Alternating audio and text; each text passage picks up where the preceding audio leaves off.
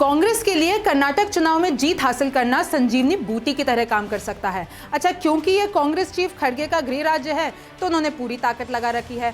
राहुल गांधी की संसदीय जाने से पार्टी को यहाँ पर सिंपैथी वोट मिल सकते हैं। भारत जोड़ो यात्रा ने यहाँ पर क्या कमाल किया है ये भी देखना है। और सबसे बड़ा फैक्टर कि 38 सालों में किसी भी पार्टी ने यहाँ पर सरकार रिपीट नहीं की है, तो इस बार ये कांग्रेस के लिए सुनहरा मौका है।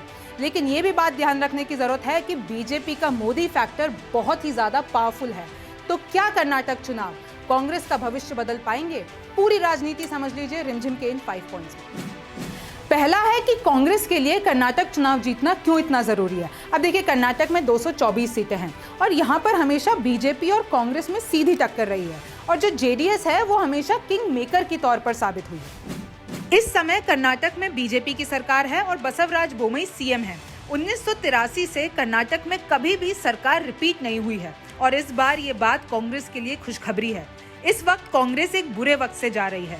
राहुल गांधी की सांसदी चली गई है। नॉर्थ ईस्ट चुनाव में कांग्रेस का बुरा हाल हुआ तो अब कर्नाटक चुनाव जीतना पार्टी के लिए बेहद जरूरी हो जाता है। अगर ये चुनाव कांग्रेस जीत लेती है तो शायद दूसरे विपक्षी दलों को कांग्रेस लीडरशिप पर भरोसा हो जाए और बीजेपी के खिलाफ पूरा विपक्ष एक हो पाए। ये भी देखना है कि राहुल गांधी की भारत जोड़ो यात्रा कर्नाटक में क्या कमाल कर पाई है। दूसरा, जान लीजिए कि इस बार कर्नाटक चुनाव के 6 मुख्य चेहरे कौन हैं। ये तस्वीरें देखिए। पहले हैं बीजेपी के बीएस येदियुरप्पा, दूसरे हैं बीजेपी नेता और कर्नाटक के सीएम बसवराज बोमई, तीसरे हैं कांग्रेस नेता सिद्धारमैया, चौथे हैं कांग्रेस के डीके शिवकुमार, पांचवे हैं जेडीएस के देवेगौड़ा और छठे हैं देवेगौड़ा के बेटे जेडीएस के कुमारस्वामी। येदियुरप्पा इस बार चुनाव नहीं लड़ रहे हैं, लेकिन बीजेपी ने उन्हें पोस्टर बॉय बना रखा है और ये उनका अंतिम चुनाव होगा। बोमई अभी सीएम हैं, लेकिन इन पर भ्रष्टाचार के आरोप लग रहे हैं। सिद्धारमैया की कर्नाटक में अच्छी पकड़ है और इनका भी ये अंतिम चुनाव होने वाला है और ये सीएम रेस में भी शामिल हैं। डीके शिवकुमार वोकलिंगा समाज से आते हैं और ये भी सीएम रेस में शामिल हैं। कांग्रेस को सीएम फेस के लिए सिद्धारमैया और शिव कुमार के बीच में चूज करना होगा। एचडी देवेगौड़ा के लिए भी यह अंतिम चुनाव होगा। अगर कांग्रेस और बीजेपी में से किसी एक को बहुमत मिल जाता है तो जेडीएस अपना किंग मेकर होने का खिताब खो देगी। लेकिन इस बार जेडीएस ने यह साफ कह दिया है कि वो अकेले ही चुनाव लड़ेगी और खुद किंग बनेगी। कांग्रेस और बीजेपी में से किसी के भी साथ ये गठबंधन नहीं करेगी। देवेगौड़ा के बेटे और पूर्व सीएम कुमारस्वामी भी इस मिशन में जोरों शोरों से लग गए हैं। तीसरा है कांग्रेस और बीजेपी के इस बार के चैलेंजेस क्या रहने वाले हैं। तो देखिए, बीजेपी की सबसे बड़ी चुनौती है एंटी इनकम्बेंसी। सरकार के ऊपर भ्रष्टाचार के आरोप लग रहे हैं। ये कहा जा रहा है कि जितने भी राज्य के अधिकारी और अफसर हैं वो कोई भी सरकारी काम करने से पहले 40% की कमीशन मांगते हैं। दूसरी चुनौती है आरक्षण। अभी हाल ही में कर्नाटक सरकार ने मुस्लिमों का 4% आरक्षण कम कर दिया है, जिससे मुस्लिम समुदाय नाराज है। बंजारा और भोवी समाज के लोगों ने बीजेपी के वरिष्ठ नेता येदियुरप्पा के घर के बाहर पथराव किया। ये लोग राज्य सरकार के अनुसूचित जाति के आरक्षण को बांटने पर नाराज हैं। इस पर मैंने एक अलग वीडियो बनाई है जो आपको यूट्यूब के डिस्क्रिप्शन में मिल जाएगी। और सबसे बड़ी चुनौती है बीजेपी के लिए 38 साल पुराने ट्रेंड को यहाँ पर तोड़ना। कर्नाटक में 1983 से कभी भी सरकार रिपीट नहीं हुई है।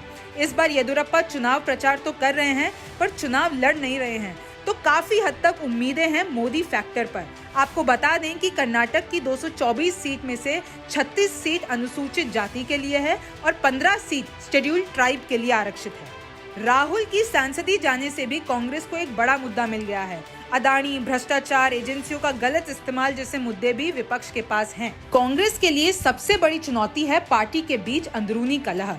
कांग्रेस के 2 दिग्गज नेता सिद्धारमैया और शिव कुमार के बीच में मुकाबला है कि सीएम कौन बनेगा।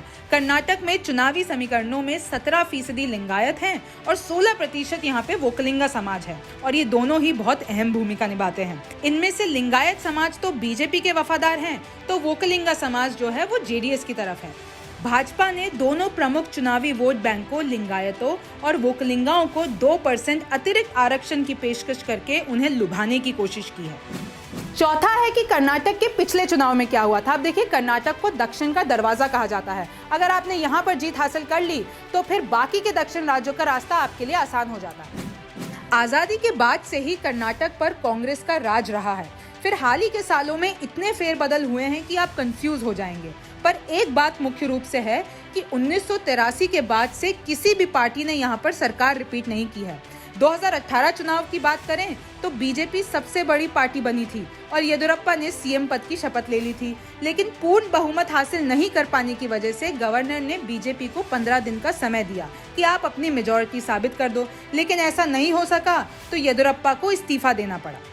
येदियुरप्पा के इस्तीफे के बाद फिर जेडीएस और कांग्रेस की गठबंधन सरकार बन गई और कुमारस्वामी मुख्यमंत्री बन गए। लेकिन फिर शुरू हुई रिजॉर्ट पॉलिटिक्स और बीजेपी ने गठबंधन सरकार में सेंध लगाई और विधायकों के इस्तीफे दिलवा दिए और गठबंधन सरकार टूट गई। एक बार फिर येदियुरप्पा सीएम बने, लेकिन 2 ही साल में उन्होंने अपनी उम्र के चलते रिजाइन कर दिया और बोम्मई को सीएम बना दिया।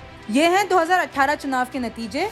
कुल सीटें हैं 224, बीजेपी के पास आई 104, कांग्रेस के पास आई 78 और जेडीएस के पास आई 37। अब पांचवा है कि ताजा सर्वे में कर्नाटक का क्या हाल है। अब देखिए, जैसे ही कर्नाटक की तारीखों का ऐलान हुआ तो सी वोटर ने एक सर्वे किया और उसमें कांग्रेस की सरकार बनती हुई दिख रही है और सिद्धारमैया को सबसे ज्यादा लोग अभी पसंद कर रहे हैं। सी वोटर सर्वे के मुताबिक कांग्रेस के सिद्धारमैया को 39%, बीजेपी के बोम्मई को 31%, जेडीएस के कुमारस्वामी को 21% लोगों ने पसंद किया। कांग्रेस को 127 से 115 सीट्स मिल सकती हैं, बीजेपी को 68 से लेकर 80 सीटें मिल सकती हैं, जेडीएस को 35 से लेकर 23 सीट्स मिल सकती है और अन्य के खाते में आ सकती हैं 0 से या 2 सीटें। अब देखिए, कर्नाटक में 10 मई को चुनाव हैं और 13 मई को यहाँ पर नतीजे आएंगे और इतिहास बताता है कि चुनावों से पहले और नतीजों के बाद यहाँ पर कई फेरबदल देखने को मिल सकते हैं। आपको ये भी बता दें कि इस बार आम आदमी पार्टी भी मैदान में है। तो क्या गुजरात में अभी जैसे कांग्रेस का खेल आम आदमी पार्टी ने बिगाड़ा है वोट कटवा बनकर, तो इस बार कर्नाटक में बीजेपी का खेल बिगाड़ेगी या कांग्रेस का, ये तो वक्त बताएगा। आप न्यूज़ 24 देखते रहिए। मैं हूं रिमझिम जेठानी, फिर मुलाकात होगी। नमस्कार, मैं हूं मानक गुप्ता। अगर आपको हमारा ये वीडियो पसंद आया हो तो इसे लाइक और शेयर जरूर करें और हाँ, हमें सब्सक्राइब और फॉलो करना ना भूलें ताकि आप देश और दुनिया की कोई खबर मिस ना करें। तो जुड़े रहिए हमारे साथ और देखते रहिए न्यूज़ 24।